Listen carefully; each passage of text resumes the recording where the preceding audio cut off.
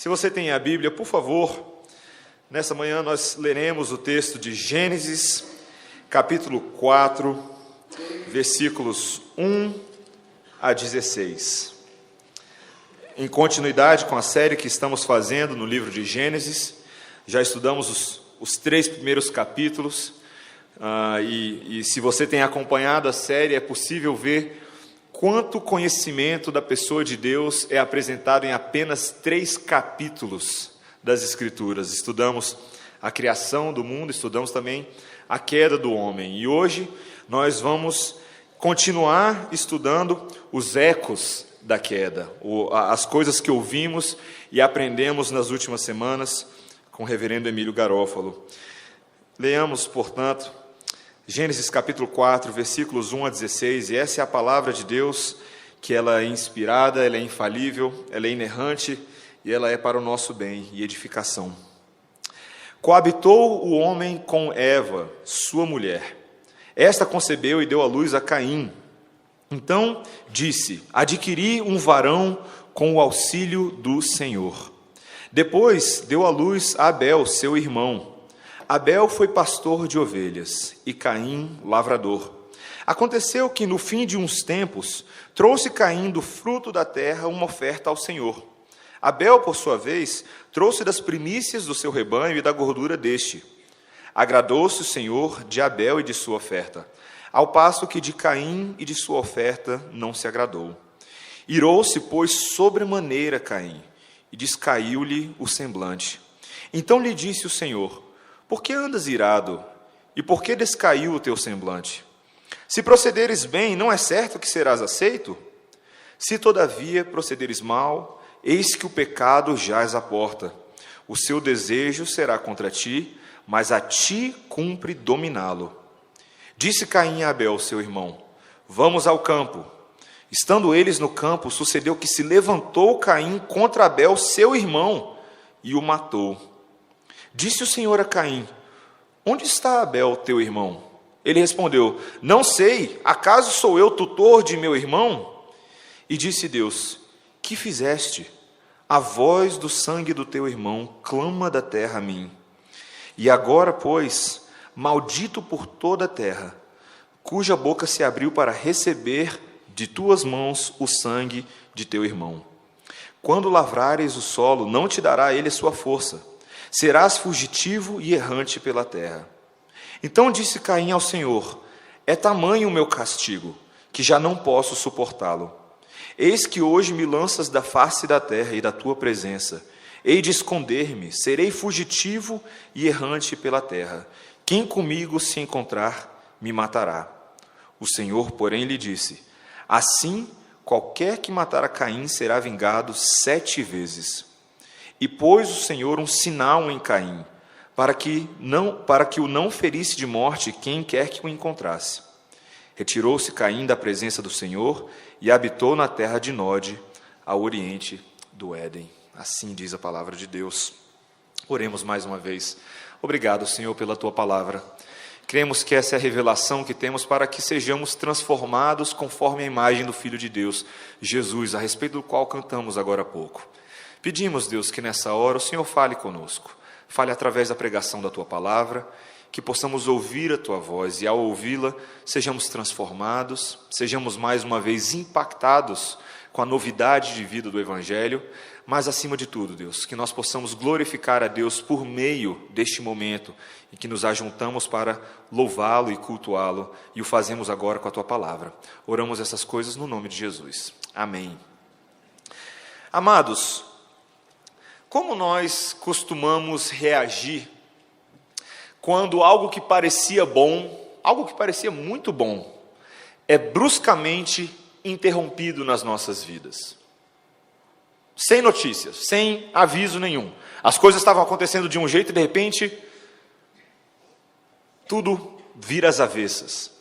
Eu lembro que em 2012, em fevereiro de 2012, Débora e eu ainda estávamos nos Estados Unidos, quando eu recebi a notícia de que um homem chamado Robson Cavalcante, bispo da Igreja Anglicana no Brasil, conhecido de muitas pessoas, inclusive aqui em Brasília, havia sido assassinado pelo seu próprio filho. em Pernambuco. Ele era cientista político, professor da Universidade de Pernambuco e bispo da Igreja Anglicana. E conta a história que ele tinha um filho adotivo chamado Eduardo. E esse filho adotivo morava nos Estados Unidos desde os 16 anos de idade. Voltou para o Brasil após um tempo estudando nos Estados Unidos, mas havia tido um problema com drogas, um problema com o fato de ter sido deportado, estava numa situação ilegal, uma vez que o seu visto havia sido expirado, e também estava com problemas na justiça americana. Voltou para o Brasil, e ao voltar para o Brasil, todas as pessoas achavam que o relacionamento dele com a família, por causa da distância, o relacionamento estava bem, mas o menino não estava bem. E segundo o reverendo Hermani Soares, que era amigo da família, quando o Eduardo chegou ao Brasil, ele foi buscá-lo no aeroporto, e ainda no desembarque o Eduardo perguntou onde poderia comprar uma arma. E pela manhã o rapaz saiu de casa, foi beber na praia e voltou à tarde. E à noite foi visto amolando uma faca na frente do portão de casa. E na noite anterior ao evento, o bispo, a esposa e o filho foram juntos ao culto. E na ocasião, o bispo falou aos fiéis sobre a alegria em ter o filho de volta à sua casa, lembrando que aquele era o primeiro culto após a chegada do Eduardo ao Brasil. Mas por volta das 22 horas do dia seguinte, Eduardo começou a discutir com o pai, pegou a faca e golpeou o seu próprio pai. A mãe foi defender o marido e também foi esfaqueada. O bispo Robson morreu no quarto e a mãe ainda foi levada para o hospital Tricentenário em Olinda, com a facada no peito, e veio a falecer alguns minutos depois, algumas horas depois. O Eduardo, vendo o que tinha feito, tentou se matar, não conseguiu, foi parar no hospital, e até onde eu entendo, ainda está numa situação de recuperação depois de 2 anos, por causa de todas as questões psicológicas e físicas que aconteceram com ele em decorrer, não só desse evento, mas de coisas que haviam sido acumuladas na vida dele. Queridos, o que leva uma pessoa a matar os seus próprios pais?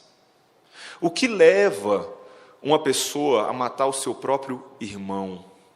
Quando vemos atrocidades como essas na nossa sociedade, coisas que pareciam estar indo num rumo e de repente tomam um rumo completamente diferente, completamente inesperado, inclusive nos colocando em choque, em estado de choque, porque foi assim que eu me senti quando eu ouvi a notícia, nós nos perguntamos: qual é o propósito de Deus nessa hora?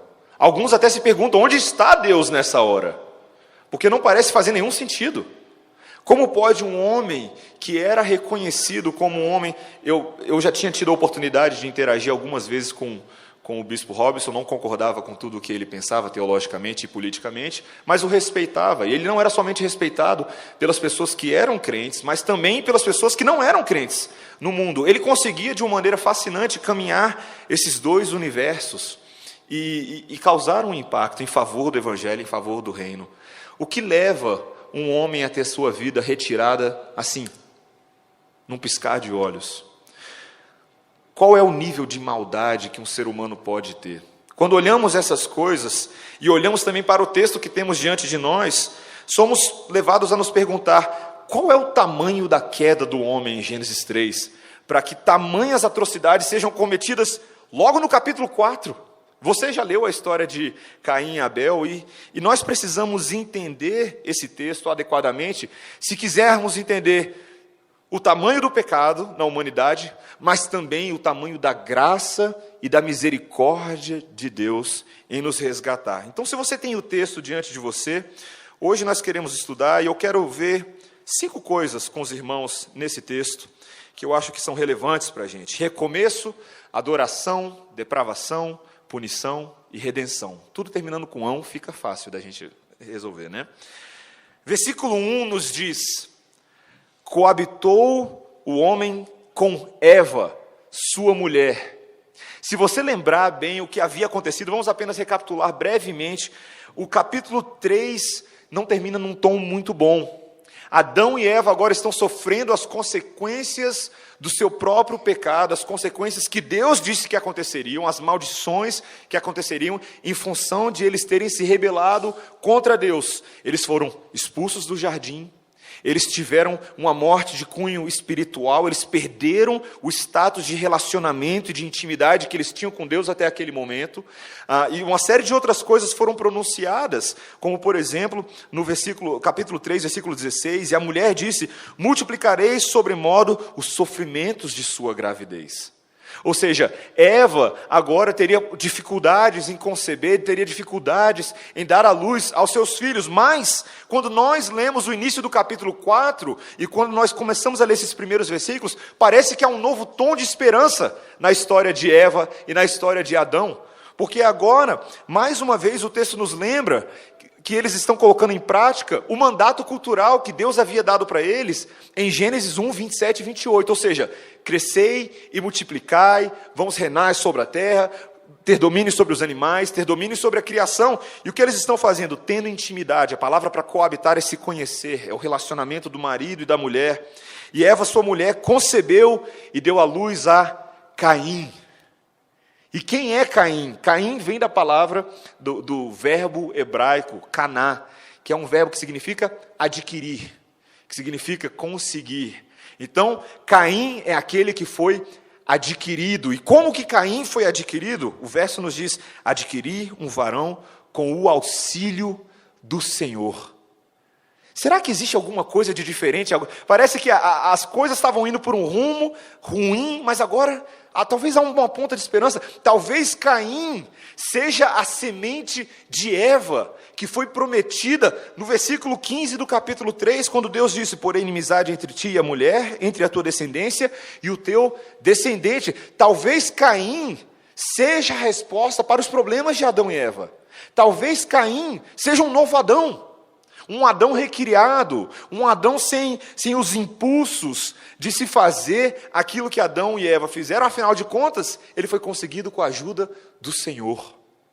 Então é possível, queridos, que quando nós lemos esse texto, a história poderia tomar um novo rumo. Talvez o Senhor já estivesse colocando em prática imediatamente as promessas que ele havia acabado de fornecer às suas criaturas, aos seus filhos.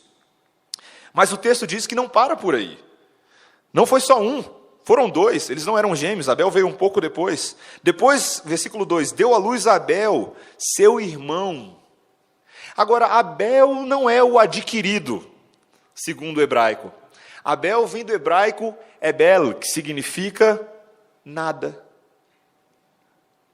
Abel significa vapor, aquele que passa. Abel não é o primeiro, não é o primogênito. Abel é o que veio na rebarba, sabe aquele assim que veio depois de brinde, pacote da TAM, que recebe no finalzinho, sabe? Abel é aquele que não é Caim, porque Caim é o primogênito. Caim é aquele que tem o direito de primogenitura, é o herdeiro da família, na constituição familiar é o primeiro, é o que vai carregar o nome da família, é aquele que vai, de uma certa maneira, carregar não somente as posses familiares, mas toda a identidade familiar. Abel não é nada, Abel é simplesmente aquele que veio depois. Mas é impressionante como o nome de Abel reflete muito, quase que profeticamente dentro desse texto, o que vai acontecer. Então, queridos, o que nós vemos é que, apesar das consequências da queda, os ecos da queda, essa reverberação da queda, nós vemos uma ponta de esperança. Será que esse é um novo recomeço para Adão e Eva? E era, de fato, um recomeço para Adão e Eva, só não era o recomeço que eles esperavam que fosse. Continue acompanhando comigo no texto. O texto nos diz, ainda no versículo 2, que Abel foi pastor de ovelhas e Caim era lavrador. Ou seja, os ofícios, as vocações dos filhos ainda eram os ofícios do mandato cultural do capítulo 1. Ou seja, eles estavam dominando a terra, eles estavam cuidando da terra, eles estavam cuidando dos animais. Então, até aqui não vemos nada de errado. Vemos uma família que, apesar dos pesares, ainda continuou fazendo aquilo para o qual Deus os criou. Mas a história não para por aí, como você bem sabe. No versículo 3, o texto nos diz: aconteceu que no fim de uns tempos, ou no hebraico, no fim de alguns dias, trouxe Caim do fruto da terra uma oferta ao Senhor. Abel, por sua vez, trouxe das primícias do seu rebanho e da gordura deste. Ou seja, eles fizeram aquilo que era adequado a criaturas fazerem na presença do seu Criador, continuarem exaltando Ele, ou seja, apesar do relacionamento estar quebrado, houve uma quebra no relacionamento, mas eles ainda entendiam a necessidade de se colocar o Criador em primeiro lugar. Ele era, de fato, o centro das vidas deles, apesar da queda. Mas o texto nos diz: agradou-se o Senhor da oferta de Abel e de sua oferta, ao passo que de Caim e de sua oferta não se agradou. Esse é um versículo maravilhoso, querido. Sabe por quê? Tem muito debate sobre por que Deus se agradou da oferta de Abel e não se agradou da oferta de Caim. Eu já ouvi de tudo. E estudando, já deu para ver que tem um monte de opiniões aí fora. As pessoas, uma das opiniões mais comuns, um dos comentaristas que eles colocam, é que provavelmente Abel ofereceu o fruto de animais, certo? Ou seja, as primícias dos animais. E Caim ofereceu da terra. Ou seja, Abel ofereceu animais. E se você for parar para pensar, o livro de Gênesis está sendo escrito para os israelitas, que estavam, por Moisés, para os israelitas, que estavam perambulando no deserto, a segunda geração de israelitas, nas planícies de Moabe.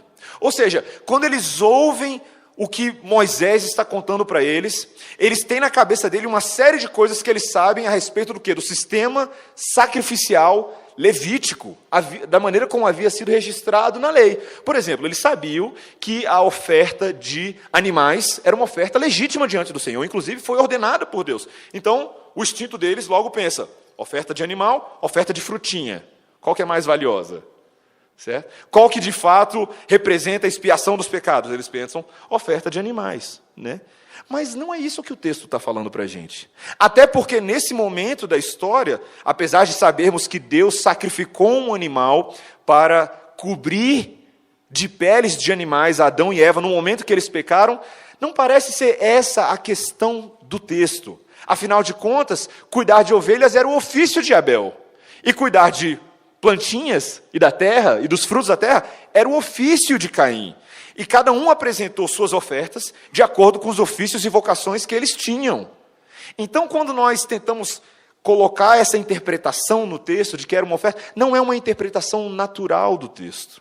Então, deve ser alguma outra coisa, certo?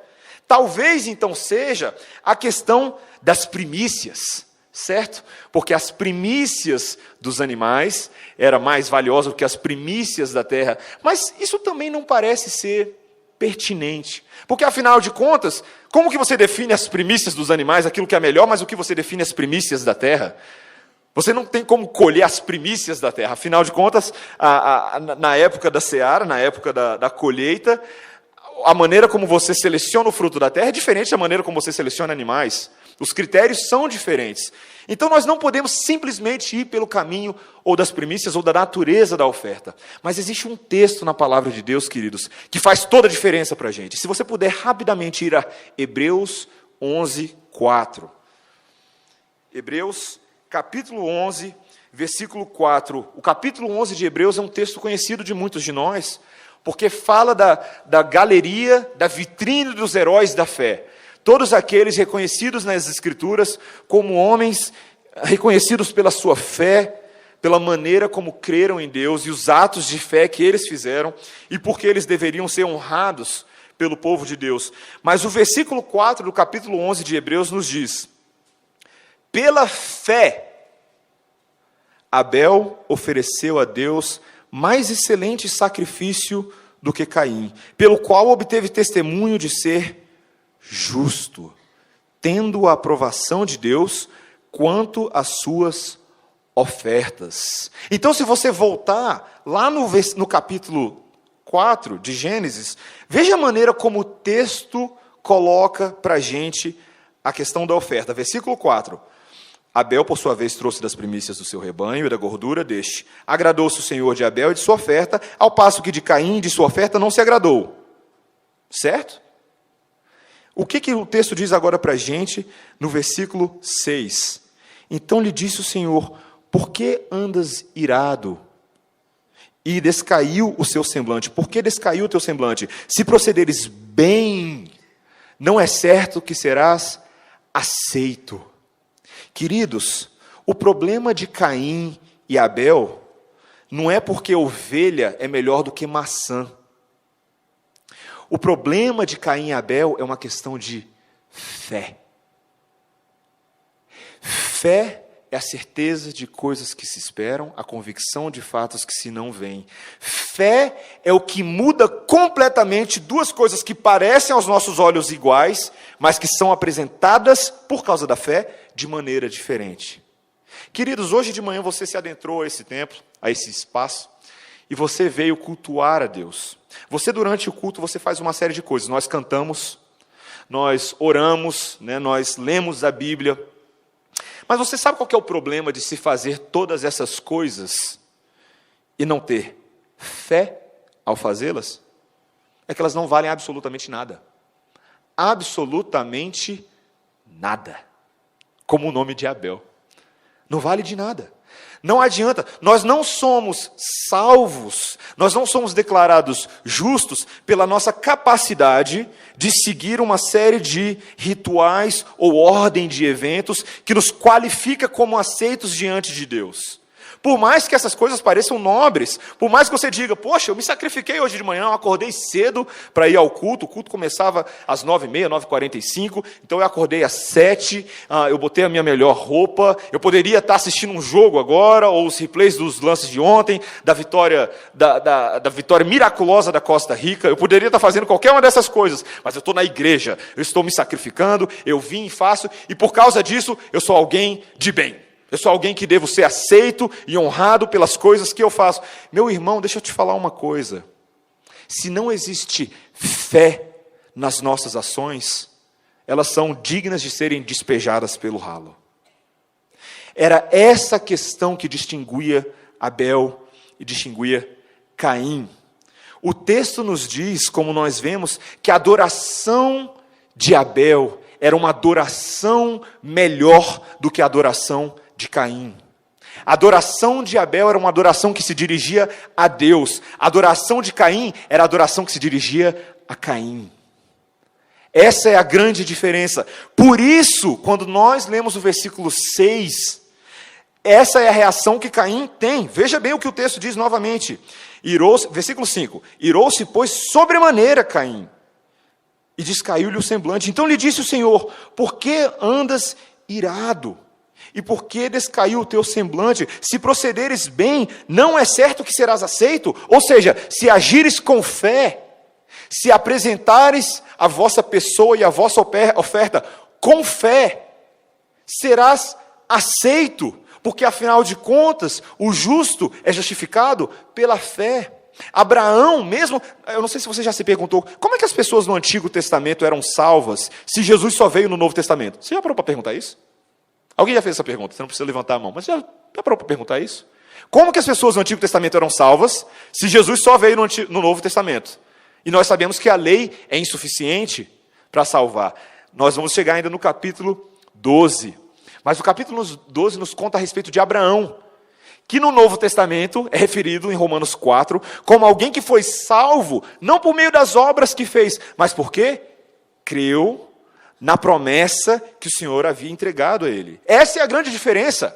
A diferença é que Abel cria no seu Criador, pelo que o Criador era, apesar da queda. Abel é o exemplo de alguém que continua vivendo a sua vida segundo aquilo que ele sabe que o Criador é, segundo a revelação de Deus. Mas Caim não. Caim fica irado quando Deus rejeita a sua oferta, de maneira justa. Ele não se pergunta, ele não se faz a pergunta por que Deus rejeitou a minha oferta. Ele simplesmente fica irado, o seu rosto se cai, e Deus declara para ele, após ter falado sobre a questão de aceitação, ele fala, se todavia, versículo 7, procederes mal, eis que o pecado jaz à porta. Sabe o que é interessante do hebraico aqui, queridos? O hebraico descreve esse pecado jazendo à porta como um monstro agachado na porta, aguardando para devorar aquele que cometeu o pecado. Não é uma figura forte? A figura de alguém que fica à espreita, uma armadilha, uma emboscada, aguardando o momento de dar o bote. Eu lembro daquele filme Anaconda que eu assisti quando eu era pequeno, quando eu era bem pequeno. E eu lembro que eu nunca tinha visto uma cobra tão grande na minha vida. E várias cenas do filme, aquela música de suspense, e aquela cobra, né, aquela cobra super inteligente. Eu não entendo como uma cobra era tão inteligente, que era uma cobra assim, filme de terror completo, né? E ela ficava à espreita, aguardando para dar o bote nas pessoas que estavam dentro do barco no Rio Amazonas. Né? Essa é a descrição do texto. Ou seja, o que o texto está nos falando é o seguinte, queridos: se nós não resolvermos a nossa questão com Deus, a possibilidade de nós sermos tentados a descumprir o mandamento de Deus, ou seja, a dar vazão ao nosso pecado, é muito grande. Por isso que Deus fala: o seu desejo será contra ti, mas cumpre a ti dominá-lo. Porque essa é a situação de seres humanos caídos, meus irmãos. Nós estamos sujeitos a um mundo de aflições, a um mundo de pecado, no qual nós não somente sofremos as consequências externas do pecado, mas ainda lidamos com um homem velho que resiste dentro de nós, que sente a vontade de pecar, e apesar da nossa vontade regenerada ser transformada por Jesus, o apóstolo Paulo nos disse que santificação é o processo em que nós colocamos o novo homem, nos vestimos do novo homem, e à medida que o tempo passa, nós deixamos de lado o velho homem. Então, o que Deus está falando para Caim é: Caim, cumpre a você lidar com o seu pecado, dominá-lo. Essa é a resposta que nós precisamos ter na vida cristã, meus amados. Porque nós, eu e você, sentimos a vontade de pecar o tempo inteiro. 24 horas por dia. 7 dias da semana. 365 dias no ano. Se nós não entendermos que fomos conferidos, segundo a fé em Jesus Cristo, aquela justificação que Deus declara e Deus anuncia e que Deus separa e que Deus decreta antes da fundação do mundo, se nós não nos apropriarmos dessa realidade adequadamente, nós teremos dificuldade em dominar o pecado que jaz à nossa porta. Essa é a questão para Caim. Agora, queridos, se o texto tivesse terminado aqui, estava bom demais, né? Porque a gente deduziria o que aconteceu na história. Então Caim ouviu a voz de Deus, o alerta de Deus, e fez o que Deus mandou, certo? Errado, né? Veja o que acontece no versículo 8. Disse Caim a Abel, seu irmão: vamos ao campo. Estando eles no campo, sucedeu que se levantou Caim contra Abel, seu irmão, e o matou.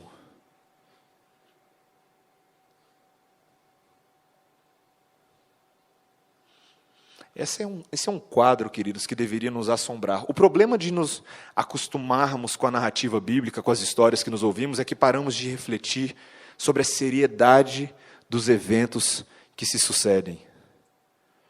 Caim, mesmo após ter ouvido a voz de Deus, o próprio Deus vem a Caim e conversa com ele e pergunta: Caim, por que você está triste? Deus se aproxima de Caim, não é Caim que toma a iniciativa de ir até Deus e resolver o problema, é Deus que vai até Caim, é Deus que se revela, é Deus que manifesta a sua graça, e orienta Caim nos seus passos, mas mesmo assim, Caim não dá ouvidos à voz de Deus, Caim dá ouvidos ao monstro agachado na porta, e ele faz aquilo que é certo aos seus próprios olhos.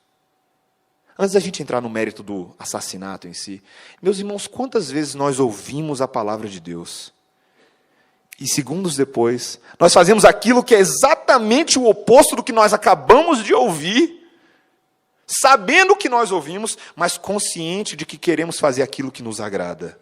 Quantas vezes isso já aconteceu com você? Quando você lê a Bíblia na sua devocional pela manhã, e você é edificado com a palavra de Deus, mas não dá 5 minutos que você sai de casa e entra no trânsito louco de Brasília, e a unção já se foi embora. E a santidade já foi pelo ralo. E toda a orientação, toda a instrução, toda a exortação da palavra de Deus se esvai, porque nós damos ouvido ao velho homem, ao pecado agachado na porta. Quantas vezes isso acontece conosco? Não é diferente com Caim. Talvez a proporção do pecado de Caim nos assuste, nos assombre, mas nós sabemos, e eu quero confrontar a igreja nessa manhã, que nós somos passíveis de cometer os mesmos pecados de Caim, se não pior, porque nós nos conhecemos. Quantas vezes você estava no trânsito, mais uma vez voltando para o trânsito, e alguém te deu aquela cortada, e a primeira coisa que você pensou foi o quê? Eu mato esse miserável. Nós achamos que é simplesmente uma força de expressão, né? Que nós nos sentimos chateados quando alguém faz alguma coisa mal, mas quando nós paramos para analisar os nossos impulsos e as nossas motivações, eu me assusto quando eu olho para dentro do meu coração às vezes. Eu me assusto às vezes quando eu estou assistindo um jogo de futebol. A maneira como eu reajo às vezes, quando eu acho que um juiz foi injusto. Se você observar ontem, desculpa o exemplo, mas as declarações que alguns dos torcedores da Espanha fizeram ao Brasil após a derrota para a Holanda, você ficaria assustado com algumas coisas que foram descritas na mídia. Com a maneira como eles reagiram, com a vazão dos impulsos carnais e da decepção que eles fizeram em voz audível para todos ouvirem no Brasil, estando no Brasil. Algumas coisas que eles falaram lá, eu teria medo de ter falado, porque eles podem morrer pela reação de outras pessoas. Queridos, o nosso pecado é maior do que a gente imagina. Eu realmente quero falar uma coisa para você hoje de manhã. Não olhe para Caim e fala, eu nunca faria algo desse tipo. Não. Você fez algo desse tipo. Você faz algo desse tipo. E nós podemos continuar fazendo algo desse tipo, porque o pecado é algo sério, meus irmãos. O pecado não pode ser ignorado, simplesmente como um monstrinho à porta, que basta não olhar nos olhos dele e eu consigo lidar com ele. O pecado tem que ser tratado. Os nossos impulsos são sérios. O velho homem é velho e é forte e é poderoso. O diabo não brinca em serviço. O diabo nos tenta a fazer aquilo que o nosso homem natural faria de qualquer maneira. Se nós não atendermos a voz de Deus, se nós não cultivarmos uma identidade santa na palavra, em Jesus, nós faremos aquilo que o mundo faria normalmente. A nossa natureza, a parte de Cristo, irmãos, é caída. É não regenerada. Por isso precisamos nos apropriar das verdades das Escrituras e caminhar em novidade de vida, em santidade. E não fazer como Caim, que matou o seu próprio irmão. A Bíblia é muito séria com isso, queridos. A Bíblia, inclusive, nos diz que é possível nós matarmos as pessoas sem ser com uma faca na mão. Quando nós aniquilamos relacionamentos porque paramos de crer na possibilidade de restauração, ou mesmo quando nós somos a causa de quebra de relacionamentos, em que nós matamos relacionamentos, destruímos pessoas com as nossas palavras, destruímos pessoas com as nossas opiniões, destruímos a nós mesmos, matamos a nós mesmos com padrões de pensamentos que são depravados, que são maus, que são hostis à natureza divina que Deus quer cultivar em nós. Quando nós não nos revestimos do novo homem em Jesus, nós somos naturalmente assassinos, queridos, assassinos de tudo. E Caim é um exemplo de alguém que, logo no primeiro pecado que é descrito após a queda do homem, é um pecado tão trágico e tão complicado, em que ele, em vez de amar o seu irmão, ele mata o seu irmão. Por isso que o texto que nós lemos hoje, você não precisa abrir lá, o texto de 1 João, em que o apóstolo diz que nós devemos buscar ser diferentes de Caim, como ele diz no versículo 10 do capítulo 3, ele diz, nisso são manifestos os filhos de Deus e os filhos do diabo. Todo aquele que não pratica a justiça não procede de Deus, nem aquele que não ama a seu irmão. Porque a mensagem que ouvistes desde o princípio é essa, que nos amemos uns aos outros. Não segundo Caim, que era do maligno, e assassinou a seu irmão. E por que o assassinou? Porque as suas obras eram más, e a de seu irmão eram justas. Isso é muito sério, queridos. Isso é muito sério. E o Senhor, adequadamente, após contemplar o recomeço de Adão e Eva, após tratar da questão de adoração, após tratar da questão da depravação de Caim, o Senhor vai punir a Caim. Como é justo e certo fazer a um Senhor, a um Deus que é santo. No versículo 9 ele diz: onde está Abel, teu irmão? A mesma pergunta que foi feita para Adão e Eva. A partir de agora, nós vamos ver, como nós já temos visto no texto, simplesmente um reflexo, uma reprodução quase que paralela de todos os eventos que se sucedem na queda de Adão e Eva. Porque Deus faz a mesma pergunta que ele fez no capítulo 3, versículo 9. Veja a pergunta, Gênesis 3, capítulo 3, versículo 9. Quando ele diz: e chamou o Senhor Deus ao homem e lhe perguntou: onde estás? E agora ele pergunta para Caim: onde está seu irmão? Abel. O que foi feito dele? Queridos, nós sabemos que Deus sabia do paradeiro de Abel. Que Deus não é bobo. Que Deus não está enganado. Eu fui olhar por Abel e não achei. Mas essa pergunta retórica é feita para confrontar Caim e para que nós aprendamos mais a respeito do Senhor. Quando ele pergunta, e ele respondeu: não sei, acaso sou eu tutor do meu irmão? Duas coisas acontecem. Primeiro, ele mente para Deus. Gente, quem em sã consciência vai mentir para Deus? Não sei, não vi, acordei hoje. Como é possível mentir para aquele que caminha no jardim, aquele que conhece toda a terra? Mas é isso que ele faz, é isso que o pecado faz em nós, queridos. Nós negamos as verdades mais óbvias e patentes aos olhos dos homens, achando que podemos nos esconder de Deus. Mas ele não somente mente para Deus, o que ele faz também, ele se esquiva da responsabilidade familiar e pactual que ele tem. Quando ele diz: não sei, acaso sou eu tutor de meu irmão? Por acaso eu sou babá de Abel, Deus? Por acaso eu tenho que ficar me preocupando por onde Abel anda, com quem ele sai, o que ele está fazendo? Sim, Caim, sim. Porque essa é a sua responsabilidade como irmão mais velho. Essa é a sua responsabilidade como membro da família. Mas não foi isso que você fez, Caim, foi?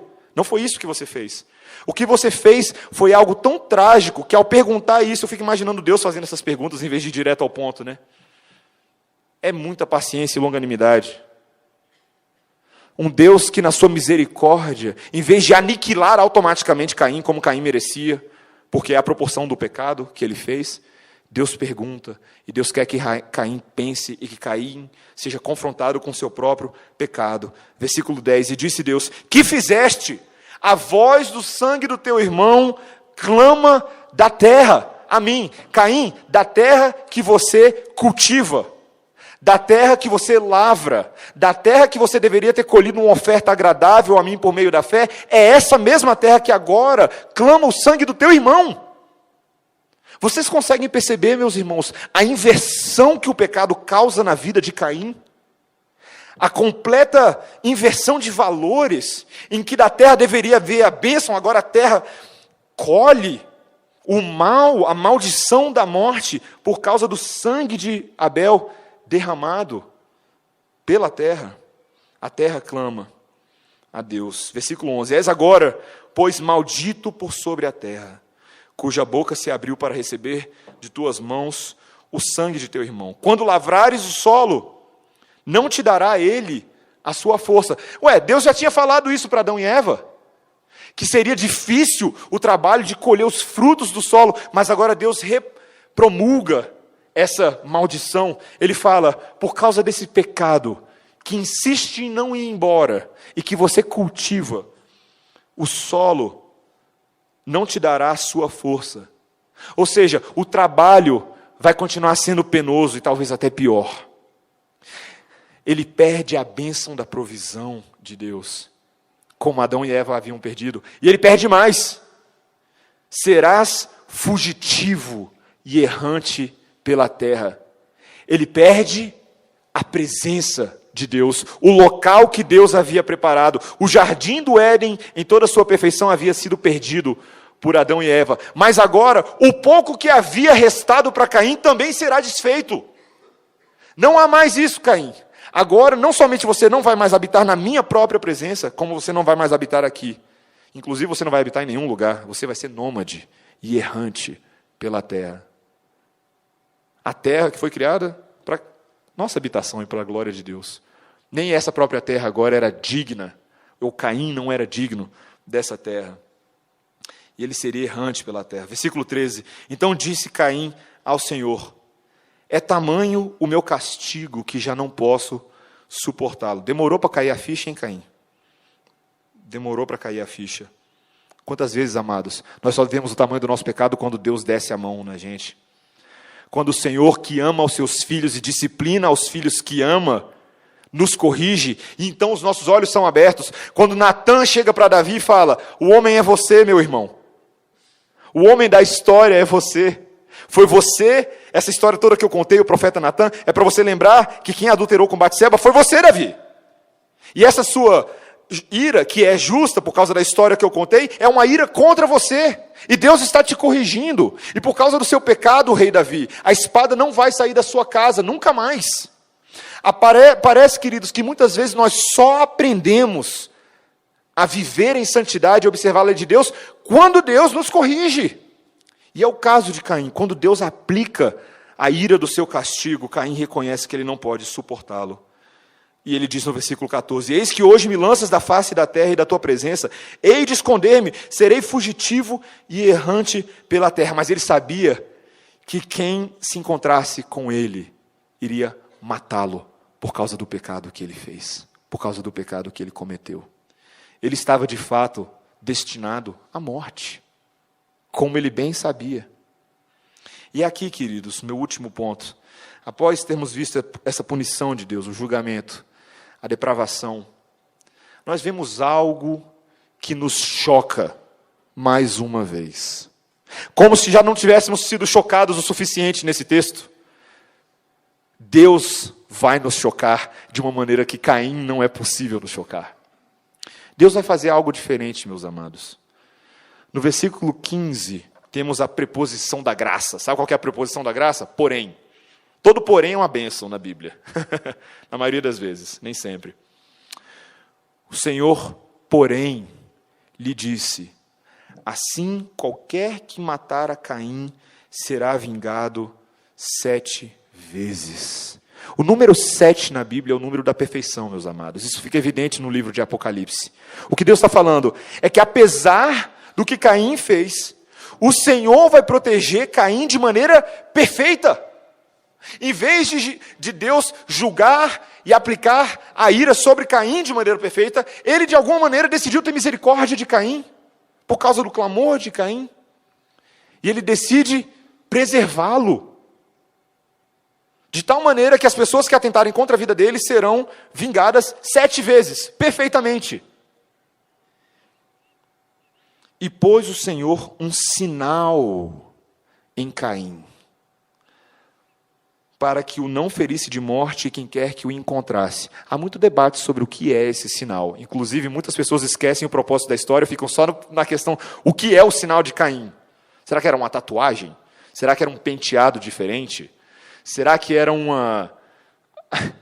Enfim, meus amados, a Bíblia não fala para a gente o que era o sinal de Caim. A Bíblia não se preocupa em descrever para a gente o que era esse sinal, porque não é o sinal em si que era importante. Inclusive, eu quero até apresentar uma versão diferente.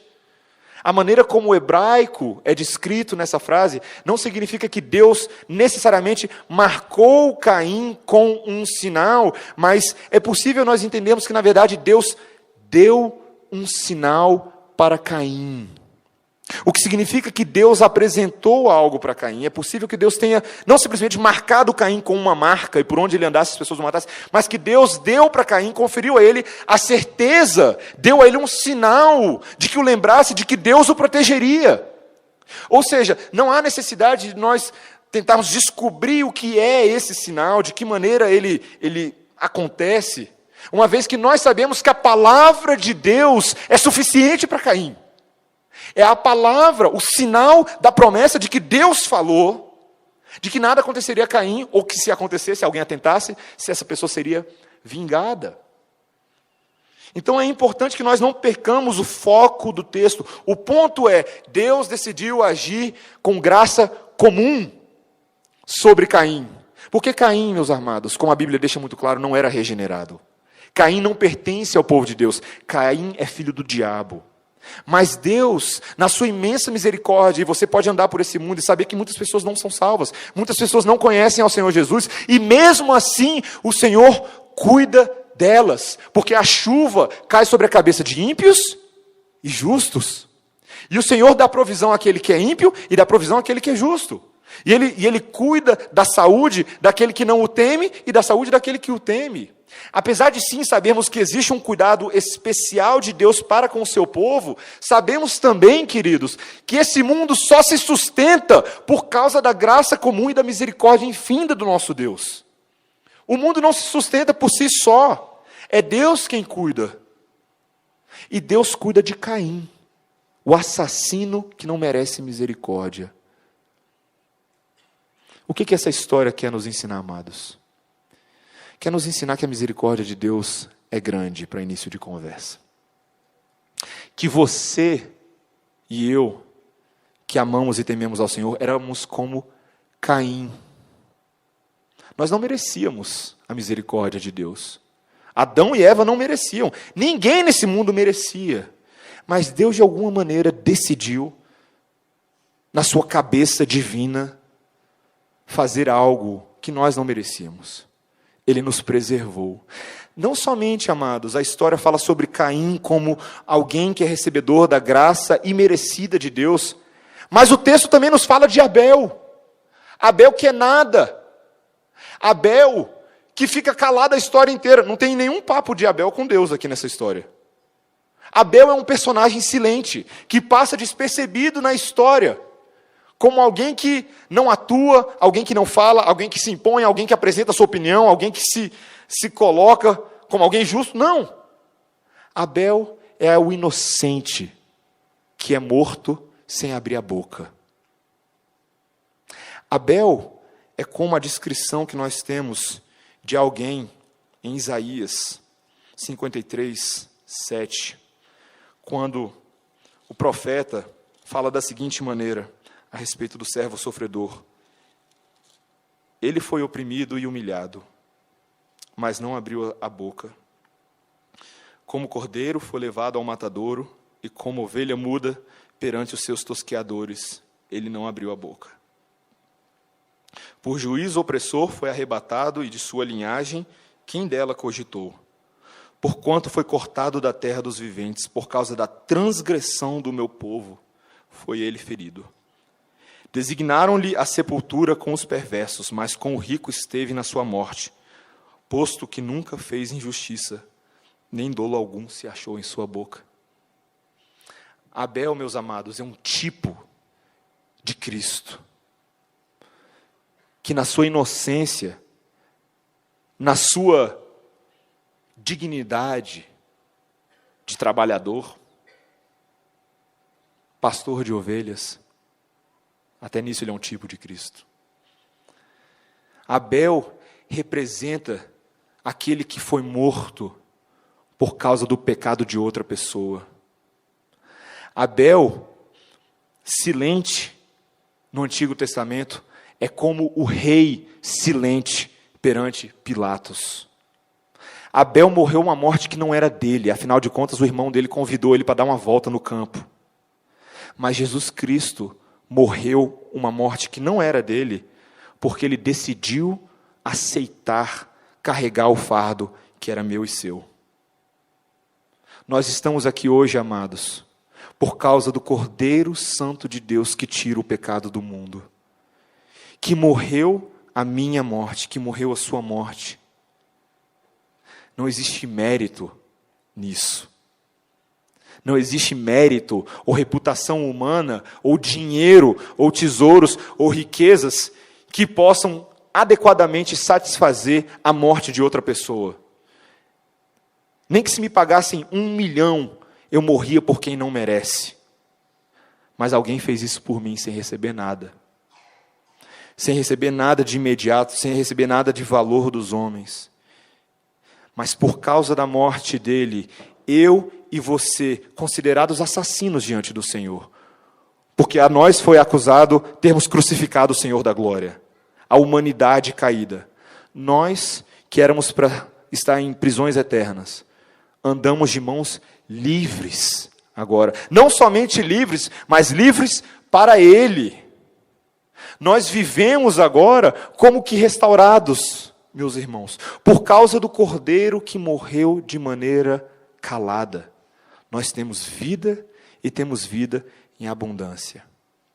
Por causa de pessoas como Abel, na qual a Bíblia agora vai se referir a partir deste momento como um justo. O sangue de Abel é inclusive usado para descrever a maneira em que o cânon do Antigo Testamento é definido.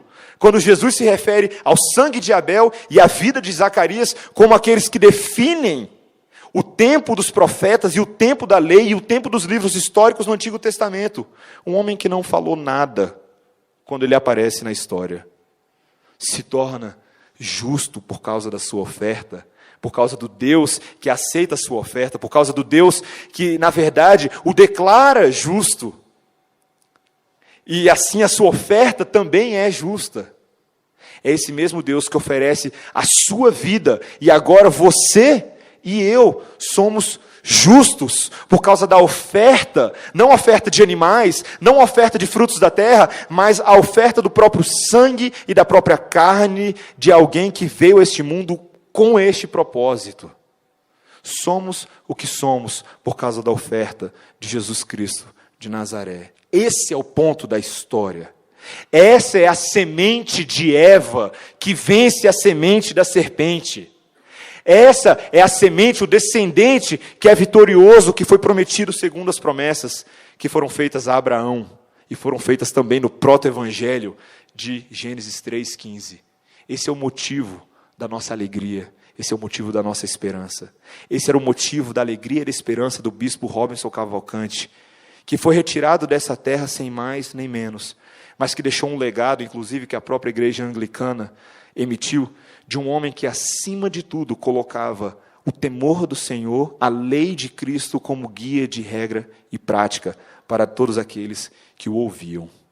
Esse é o testemunho que nós queremos ter da palavra, esse é o testemunho que nós devemos carregar nos nossos corações, se queremos viver nesse mundo confuso, cheio de assassinos, como regenerados e não como perdedores. Oremos. Obrigado, Senhor, pela Tua palavra. Nós o louvamos, Deus, porque sabemos que não somos merecedores do sacrifício agradável de Jesus Cristo de Nazaré. Não somos dignos, Deus, de caminhar nesse trajeto, uma vez que éramos perdidos, éramos cometedores de assassinatos diversos, éramos ímpios no nosso coração, éramos impuros, Deus. O Senhor, segundo a Tua misericórdia, simplesmente porque o Senhor queria, o Senhor nos regenerou, nos fez um povo novo. Olhamos para a história de Abel e vemos o nosso Redentor. Olhamos para a história de Abel e vemos a nossa história, que muitas vezes também somos perseguidos e afligidos pela semente do diabo neste mundo, pelo próprio diabo que atenta contra o povo de Deus e anda ao redor tentando nos devorar como um monstro agachado na porta. Mas pedimos, Deus, que o Senhor nos ensine a viver com a perspectiva do reino. Nos ensine a viver com a perspectiva da vida nova que temos em Cristo Jesus. Nos ensine a viver com a perspectiva da declaração de justos por causa da oferta do justo Cordeiro de Deus que tira o pecado do mundo. Ensina-nos, ó Pai, a olhar para Gênesis e ver o Evangelho, para que assim possamos viver em Brasília, possamos viver nos nossos ambientes de trabalho, na escola, nos espaços públicos onde o Senhor nos coloca, na família,